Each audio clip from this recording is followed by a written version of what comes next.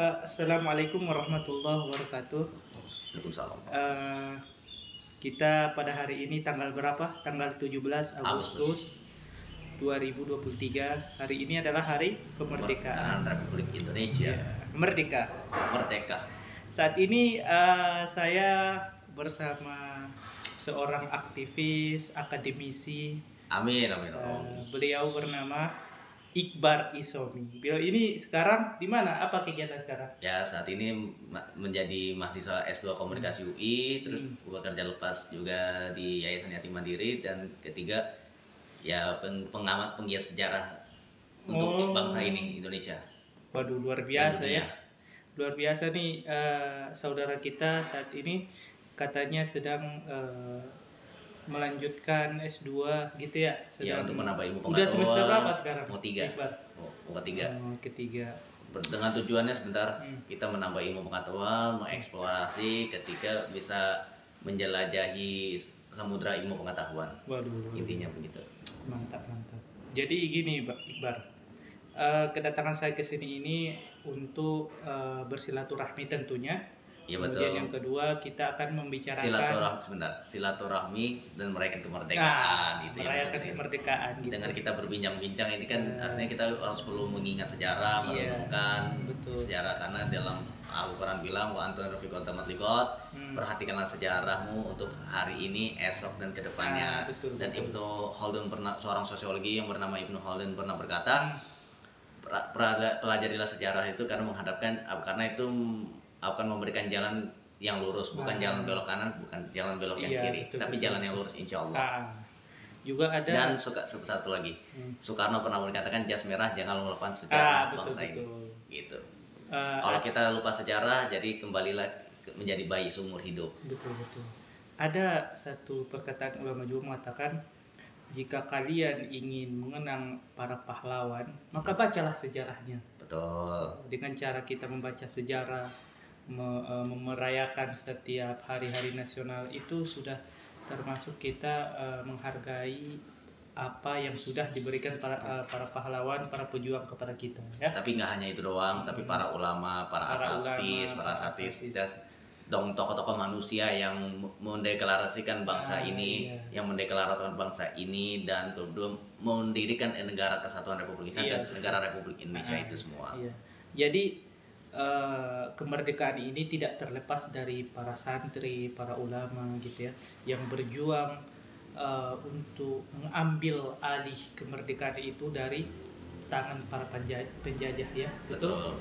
Kolonialisme dan anti imperialisme. Jadi kira-kira Iqbar, bagaimana nih tanggapan Anda sebagai seorang mahasiswa S2 di UI tentang kemerdekaan? Apa nih makna dari kemerdekaan itu yang seharusnya para pemuda harus gaungkan gitu? Apa intisari daripada kemerdekaan itu? Kemerdekaan itu adalah kebebasan. Kemerdekaan itu adalah perjuangan. Itu sebagai rasa kreativitas, kreasi untuk mencapai dalam satu tujuan, mencapai dalam satu impian. Itu merdeka itu.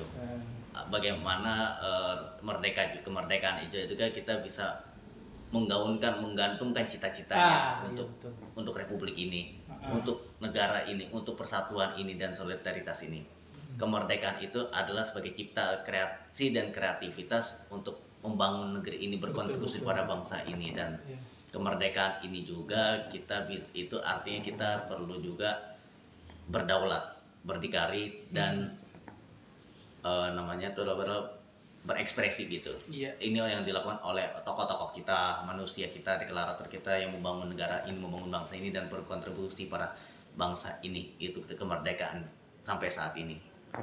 Iya, ini kita berbicara sekilas tentang pemuda juga ya.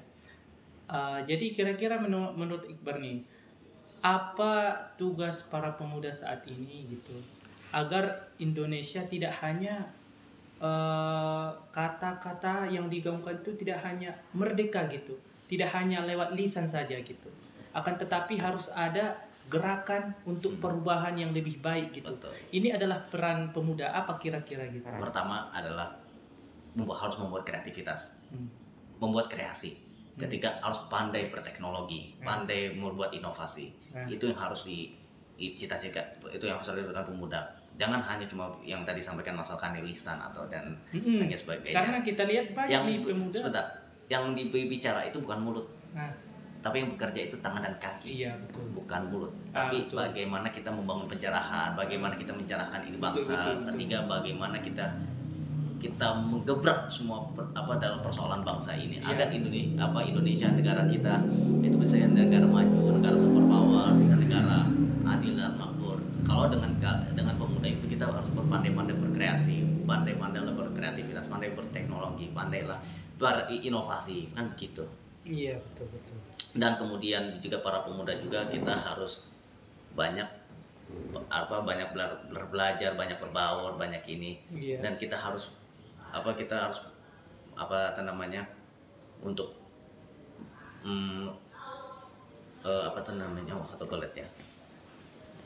untuk berkumpul, tapi berdiskusi dan lain sebagainya, kan gitu. Tapi kadang kita lihat ya, pemuda-pemuda saat ini banyak yang tergerus oleh arus teknologi, sehingga dia salah gunakan nih teknologi kepada hal-hal yang membuat dia lalai di dalam bersekolah, di dalam membaca gitu. Bahkan jika kita lihat Iqbar nih, ada salah satu penelitian katanya Indonesia adalah negara yang terbelakang, ya, negara yang terbelakang di dalam minat baca. Bahkan minat baca daripada di Indonesia ini, orang-orang Indonesia ini cuma 0,1%. Ibaratkan 1.000 orang hanya 1 orang yang suka membaca gitu. Jadi gimana menurut Iqbar nih untuk anak muda agar lebih nafsunya itu gitu, atau keinginannya itu agar terus ingin terpacu di dalam hatinya itu membaca, karena dari membaca itu kita bisa melihat dunia, mengeksplorasi dunia. Iya, jadi gimana nih menurut Iqbar nih? Ya pertama sih ya kan Indonesia kita ini kan udah punya teknologi seperti handphone, betul, atau gadget. Kemudian kan kita di sekarang ini kan orang udah jarang ya, karena kan orang kalau melihat pemberitaan itu kan udah ada di media sosial. Tapi inilah yang kadang orang nggak tahu cara penempatan daripada teknologi itu, karena banyak sekarang ya berita-berita yang kemudian yang tidak bisa di filter oleh para pemuda saat ini, sehingga dia terbawa oleh hoax dan segala macam, sehingga timbullah ucapan-ucapan kebencian gitu. Nah, inilah yang kemudian dapat merusak para pemuda. Nah, kira-kira bagaimana nih para pemuda supaya mereka bisa menyeimbangkan antara buku dengan gadget gitu. Karena jika gadget terus yang dia lakukan, itu dia akan melupakan bahwa buku itulah yang bisa membangun negara ini gitu. Buku itulah yang bisa bahkan menciptakan teknologi gitu. Ya, bagaimana kira-kira menurut Iqbar agar pemuda saat ini bisa menyeimbangkan antara buku dengan gadget gitu? Terkhusus untuk mahasiswa ya. Ya pertama kan kalau buku dan gadget itu kan kita harus seimbang tadi ya, sampaikan oleh Mas Alkani, karena itu kan sama-sama kita mencari informasi, kita mencari referensi. Betul. Atau bisa mencari samudra ilmu pengetahuan, menjelajah ilmu pengetahuan. Sementara sih harus seimbang gitu, jangan kita sih usahakan jangan main game terus kalau gitu. Betul. Karena kita jangan gini Bar. Karena bentar. Ya, bentar gini. Jadi kadang para pemuda itu lebih sibuk kepada game, Bar. Kayak misalkan ML dan lain sebagainya. Tapi usahakan jangan. Inilah orang-orang yang tidak bisa menempatkan gadget dengan baik gitu. Betul. Tapi jangan usahakan kalau main game jangan terlalu sering. Sekali-sekali kita baca berita, kita sekali-kali baca penulisan. Iya, betul.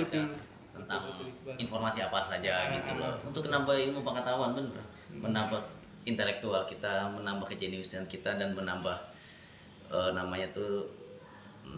nambah ilmu kita kan begitu. Iya.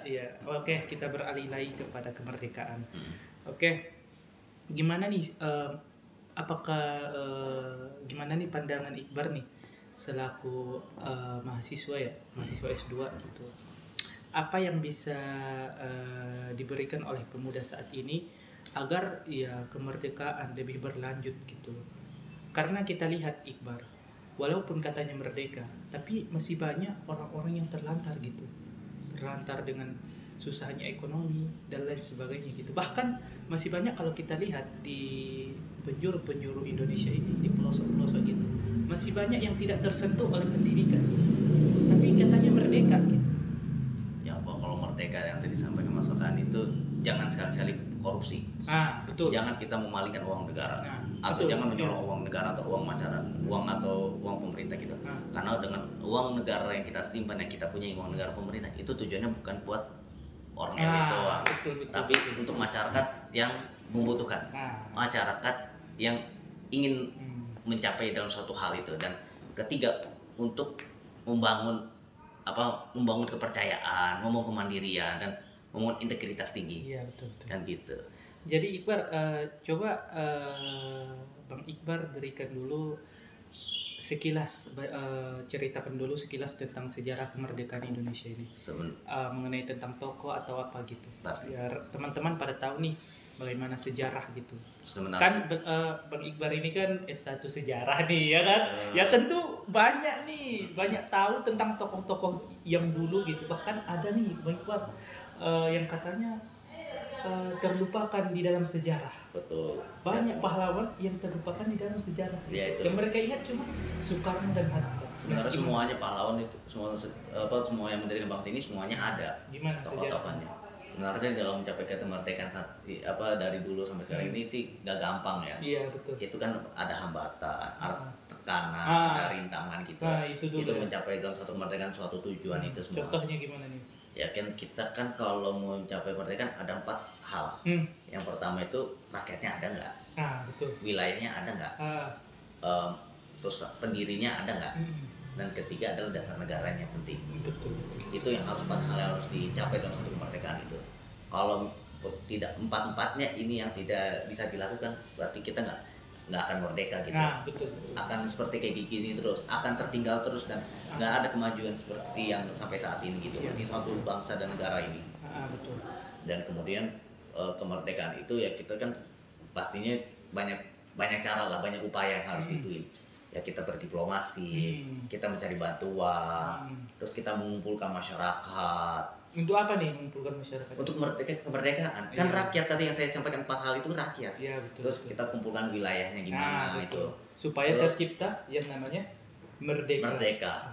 Nah, terus kemudian founding father-nya itu tokoh-tokohnya, pemimpin bangsanya siapa aja kita yang harus deklarator, yang kita percayai, yang kita harus kita rubah nih mindsetnya. Betul. Kan gitu. Ya kayak seperti Soekarno, Hatta, Ahmad Subarjo, terus kayak siapa lagi tuh, Hairul Saleh, Sukarni, Bikana, terus kayak Sultan Syahrir, dan semua pejuang-pejuang yang mendirikan bangsa ini kan itu ada role modelnya. Ini orang-orang inilah yang membangun bangsa ini, yang memerdekakan bangsa ini agar terlepas dari penjajahan, terlepas dari kolonialisme, dan terlepas dari imperialisme, dan dari penindasan dari suatu bangsa negara ini tersebut.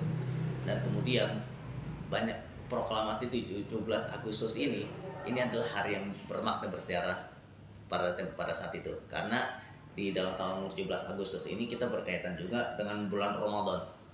17 Ramadan berapa Hijriah? 1453 Hijriah. Dan itu tadinya sebenarnya bangsa kita ini mau nggak mau tanggal 17 Agustus, kepengennya tanggal September. Betul. 10 September, kalau salah 10-19 September gitu. Tapi pemuda-pemuda inilah ingin mempercepat semua kemerdekaan gitu. Ya yang disebut dengan peristiwa Rengas Dengklok itu. Peristiwa Rengas Dengklok itu kan untuk apa? Emang kalau peristiwa Rengas Dengklok itu kan untuk mengamankan Soekarno Hatta ya dari penculik, dari ini punya Jepang. Tapi ternyata Jepang itu udah tidak ada lagi di negara kita. Maksudnya udah keluar dari situ, jadilah Soekarno Hatta harus mempercepat proklamasi kemerdekaan Republik Indonesia bahwa kita Indonesia, negara kita udah terbebas dari kolonial anti imperialisme Jepang terutama pada saat itu. Memang kalau dalam kolonialisme itu terutama dari penjajahan Belanda, zaman Portugis Hmm. itu menguasai negara kita, terutama mengambil kekayaan alam. Ya kita mengambil rempah-rempah, cengkeh, kayu, teh dan lain sebagainya. Alam semua pertanian itulah yang diambil oleh penjajah itu, Belanda dan ini. Jadi, Tapi katanya setelah Indonesia merdeka dibacakan proklamasi, gak tahu tahun berapa itu eh, Belanda kembali lagi ke sini karena tidak terima ya, itu suatu kemerdekaan itu gitu. nggak ikhlas ya, Itu. nggak suatu kemerdekaan bahwa kenapa mereka nggak ikhlas? Bahwa dia masih mengakui bahwa negara Belanda ini masih mengakui ingin menguasai Indonesia. Belanda ini ingin kembali lagi untuk menguasai Indonesia. Mereka tidak setuju gitu kalau Indonesia itu merdeka gitu. Tidak setuju. Apa penyebabnya tidak setuju? Ya tidak setuju karena negaranya Belanda itu masih mengakui tanah kita sendiri. Jadi Belanda masih mengakui bahwa Indonesia itu miliknya termasuk wilayah mereka. Wilayah dia masih ada kekayaan alamnya, ada warisannya di situ. Itu adalah wilayah kami kata Belanda. Ya. Sehingga mereka berhak untuk menjajah ini lagi. Tesra gitu. Ya itu kayak misalnya ada pertempuran Ambarawa, pertempuran Medan Area, Bandung Lautan Api, Surabaya dan lain sebagainya kan gitu. Dan kemudian kita kan dalam suatu diplomasi ini kan banyak berunding untuk agar Belanda pergi lagi dan merdeka secara bebas berdaulat kan gitu. Ada misalnya kayak ada perundingan Rumroyen, Linggarjati, terus ada Renville, dan terakhir adalah KMB. KMB di Belanda waktu itu. Dan hak yang itu udah menyetujui bahwa Indonesia udah merdeka dan kita udah lepas dari negara dari penjajah itu dan anti kolonialisme dan imperialisme. Iya betul. Gitu. Betul. Banyak negara tokoh-tokoh kita termasuk ulama itu. Pada saat itu Jenderal Sudirman bagaimana kondisinya saat itu? Ya udah sakit-sakitan. Udah sakit-sakitan dan dia berfungsi parunya hanya cuma satu, nggak normal dua gitu. Dia berfungsinya hanya cuma pada saat perang gerilya itu gimana itu, Bang? Dia selamatnya gini, Mas. Dia kan sebenarnya Belanda ini kan ingin mencari Sudirman, ingin nembak Sudirman, ingin mau nyulik Sudirman gitu. Tapi dia tetap beroperasi gerilya dengan keadaan sakit parah. Maksudnya dengan keadaan berdah-dahak terus. Tetapi para prajuritnya itu sangat patuh kepadanya. Tapi di dalam selama rangkaian pertempuran gerilyanya ini Sudirman dan kawan-kawannya itu kalau setiap azan itu dia berhenti dulu, sholat dulu kemudian dia ngambil air wudhu itu di air kendi. Itu dia mau bergerilya itu bawa air kendi terus untuk berwudhu. Itu makanya selamat dari pertempuran, selamat dari penjajahan itu karena sholat. Setiap ada sholat azan, sholat dulu, berhenti sholat, ngaji. Sholat itu ngaji gitu. Itu yang harus dilakukan. Sama kayak tokoh misalnya di Spanyol di Spanyol itu Tariq bin Ziyad ingin melawan ini musuhnya pertempuran apa itu namanya itu dengan Muawiyah ke Bani Umayyah gitu. Caranya gimana? Sholat dulu, makanya dia sholat dulu pokoknya terutama sholat tahajud, sholat duha gitu. Itu waktu zaman Tariq bin Ziyad. Tariq bin Ziyad kan kayak gitu juga Mas Okan. Dia sebelum mau berperang itu dia sholat dulu, ambil air wudhu dulu baru kita berperang. Akhirnya setelah kita terkemudian selamat dari pertempuran itu. Sama Sudirman seperti kayak gitu juga, sholat dulu, ambil air wudhu, selamat semuanya. Iya. Dari upaya-upaya itu tersebut. Betul. Oke, yang kita sudah tahu nih sejarahnya dari Bang Iqbar. Emang beliau ini ahli sejarah di dalam bidang sejarah maupun sejarah Indonesia maupun sejarah Islam ya, Bar ya. Betul. Nah, jadi apa nih pesan untuk para pemuda saat ini supaya bisa membangun Indonesia lebih maju, lebih merdeka gitu, sehingga bebas berdaulat, adil dan makmur. Apa nih pesan yang bisa disampaikan kepada pemuda saat ini, terutama mahasiswa? Pertama, banyak belajar, banyak membaca. Ketiga, pandailah berinovasi, berteknologi gitu. Kemudian jangan pernah kita sesama, terutama pemuda antar pelajar itu jangan pernah lagi bertawuran, jangan lagi melakukan konflik gitu. Karena itu merusak fisik dan mental. Makanya dari itu kata Soekarno saat itu, jadilah kalian jadi dokter, insinyur. jadi insinyur. Itu. Ya. Karena yang kita butuhkan tuh teknologi, teknokrat. Dokter, ya, teknokrat yang dibutuhkan Indonesia ini teknokrat. Supaya nanti bisa membangun bangsa ini dengan baik. Dokter bisa menyehatkan masyarakat, guru bisa mencerdaskan kehidupan bangsa, gitu ya. Kemudian insinyur bisa membangun infrastruktur yang bagus di Indonesia, gitu ya. Dan guru juga bisa bertugas untuk mencerdaskan kehidupan berbangsa dan bernegara. Dan terakhir yang paling penting itu adalah jangan pernah lupa beribadah. Iya. Sholat, ngaji, karena sholat ngaji terutama Indonesia Islamnya. Itu, kemudian yang gini kan, karena emang Indonesia itu supaya merdeka tidak terlepas dari doa para ulama gitu. Dan betul. Kedua, hormati orang tua. Untuk pada orang tua itu penting. Iya, ada salah satu cerita di Bar tentang Qais Al-Qarni mengenai tentang kedua orang tua. Pada saat peperangan Nabi, apa kata orang tua ibu daripada Qais Al-Qarni? Wahai Qais Al-Qarni, pergilah temui Nabi, ikutlah berperang dengan Nabi. Tapi Qais Al-Qarni mengatakan, tidak ibu, saya ingin membawa kamu, membawa ibu pergi naik haji dalam keadaan berjalan kaki. Sehingga ibunya terharu ibunya. Itu adalah pertarungan, sebuah perjuangan. Kemudian Qais Al-Qarni pun membawa ibunya berjalan kaki ke Makkah supaya ibunya bisa selamat dalam supaya bisa haji pada saat pasti. Itu mencapai suatu tujuan itu. Qais Al-Qarni menggendong ibunya perjalanan gak tahu berapa tuh ya. Pokoknya lama banget tuh perjalanan.